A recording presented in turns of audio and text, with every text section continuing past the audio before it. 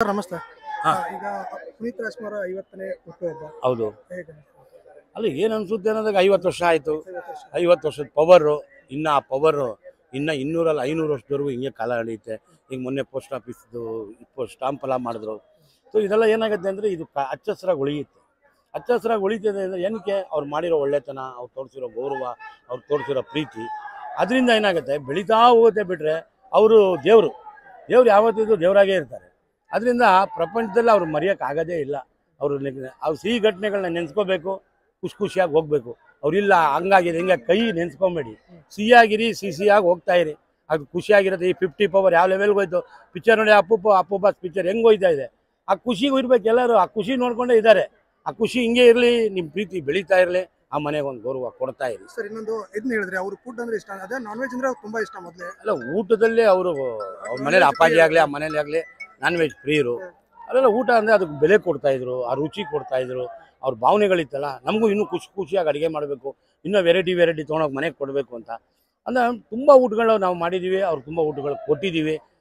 ಅವ್ರದ್ದು ಒಂದು ಬಾಂಧವ್ಯ ಇವತ್ತೆಲ್ಲ 32 ವರ್ಷದಿಂದ ನಡೀತಾ ಇದೆ, ಹಂಗೆ ನಡೀತಾ ಇರುತ್ತೆ. ಸರ್ ಇನ್ನೊಂದಂದ್ರೆ ಅವರ ನಿಮ್ಮ ಬಾಂಧವ್ಯ ಆಯ್ತು, ಅದೇ ರೀತಿ ಅವ್ರ ಜೊತೆ ಕಳೆದಂತ ಒಂದು ಕ್ಷಣ ಅದು ಕಳೆದಿರೋದೇನಿದೆ, ಇವತ್ತು ಕಳೀತಾ ಇದ್ದೀವಿ. ಈಗಲೂ ಬಂದು ಹ್ಯಾಪಿ ಮೂಮೆಂಟ್ ನೋಡಿ, ಇವಾಗ ಬಂದು ಎಲ್ಲ ಥರದಲ್ಲಿ ಅವ್ರು ಎಲ್ಲ ವಿಶ್ವಾಸದಲ್ಲಿ ಎಲ್ಲ ಪ್ರೀತಿಗಳಲ್ಲಾಗಲಿ ಎಲ್ಲೇ ಹೋದ್ರು ನಮ್ಮ ಚಂದ್ರು ಅನ್ನೋ ಯಾರು ಹೇಳ್ತಾರೆ. ಇವತ್ತು ದುಡ್ಡು ಅನ್ನೋ ಕಾಲದಲ್ಲಿ ಎಲ್ಲ ಪ್ರೀತಿ ತೋರಿಸೋ ಜಾಗದಲ್ಲಿ ಬೆಲೆ ಜಾಸ್ತಿ ಇದೆ. ಸರಳ ಜೀವಿ ಅದೇ ಹೇಳ್ತಿರೋ ದೇವರಾಗಿರೋದು. ಆ ಸರಳತೆ ಯಾವತ್ತೇ ಉಳಿಸ್ಕೊಂಡೋದ್ರು, ಅದು ಯಾವತ್ತಿದ್ರು ಅದು ಅಜರಾಮರ ಅಂತ ಹೇಳಿದಾರಲ್ಲ, ಅದು ಹಂಗೇ ಹೋಗುತ್ತೆ. ಸರ್ ಕೊನೆಯದಾಗಿ ಇನ್ನೊಂದು ಅಂದ್ರೆ ಅವರ ಸಹಾಯಗಳು ಮುಂಚೆ ಗೊತ್ತಿರಲಿಲ್ಲ, ಇವಾಗ ತುಂಬಾ ಜನಕ್ಕೆ ಅದು ಗೊತ್ತಾಗ್ತಾ ಇದೆ, ಪ್ರತಿಯೊಂದು ಬೇರೆ ಕಡೆಯಿಂದ ಗೊತ್ತಾಗ್ತಾ ಇದೆ. ಹೌದು. ಬಟ್ ಇದ್ರ ಬಗ್ಗೆ ಏನು ಹೇಳ್ತಾರೆ ಸರ್? ಇವತ್ತು ನಾವು ಮಾಡಿದ್ದು ನಾವು 4ನೇವ್ರಿಗೆ ಗೊತ್ತಾಗಬಾರ್ದು, ನಾವು ಮಾಡಿದ್ದು ನಮ್ಮ ಪಕ್ಕದಲ್ಲಿರೋರು ಗೊತ್ತಾಗಬಾರ್ದು ಅನ್ನೋ ಅಂತ ಆ ಬುದ್ಧಿ ಇತ್ತು ಅವ್ರಿಗೆ.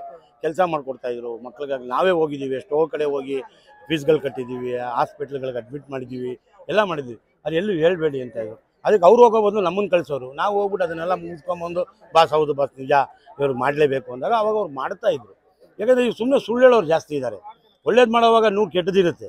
ಅದಕ್ಕೆ ನಾವು ಅದನ್ನು ಪರಿಶೋಧನೆ ಮಾಡಿ ಅದನ್ನು ಕರೆಕ್ಟಾಗಿ ಫಿಲ್ ಆಗಬೇಕು ಅಂತ ನಮ್ಮನ್ನು ಕಳಿಸ್ತಾಯಿದ್ರು. ನಾವೆಲ್ಲ ಹೋಗಿ ಮಾಡ್ಕೊಂಬರ್ತಾಯಿದ್ವಿ, ಅದು ಸತ್ಯ.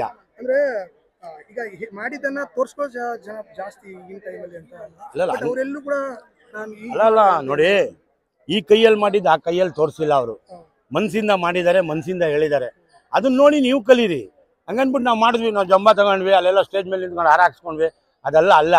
ಮಾಡಿದ್ದೀನಿ ಇನ್ನೊಬ್ರಿಗೆ ಗೊತ್ತಾಗಬಾರ್ದು, ಮಾಡಿದವ್ರಿಗೆ ಮಾಡಿಸ್ಕೊಂಡವ್ರಿಗೆ ಇಬ್ಬರಿಗೆ ಗೊತ್ತಾಗಬೇಕು. ಆವಾಗ ಕಲೆಗೆ ಬೆಲೆ ಜಾಸ್ತಿ.